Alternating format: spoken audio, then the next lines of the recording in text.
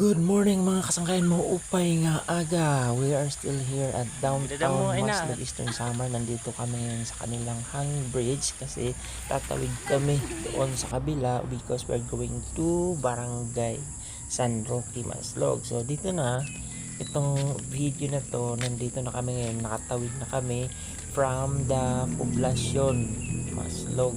Dito kami tatambay para maghintay ng masasakyan na tinatawag namin na kuliglig. So wala pa yung mga farmers na hinihintay namin. So ito, this is a kuliglig.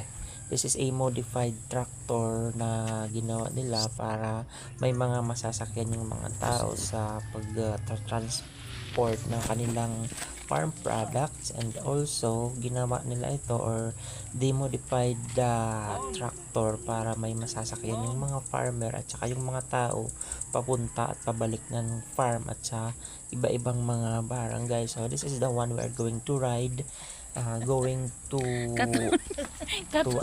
Barangay San Roque, pero hindi buong journey to San Roque ay nakasakay kami dito sa kuliglig na to because sasakyan lang namin to going to the other barangay, and from Barangay Tugas doon na kami magsisimula sa paglalakad o pag-hike papuntang Barangay San Roque. So this is quite interesting kasi siguro mga ilang beses ko lang makakasakay ng ganitong transport system dito sa kasi nga this is a mountainous municipality, as in literal nandito kami sa gitna ng dito ng kabundukan. So ito naman, itong video na to was taken more than 30 minutes after na maglakad kami papunta ng Barangay San Roque. So as you can see, ito kami, mga pagod na kami, at siguro mga mga lampas kalahati na to ng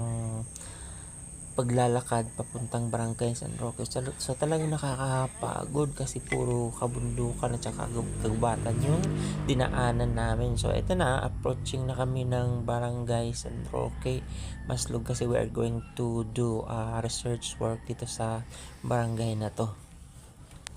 Kira mo sa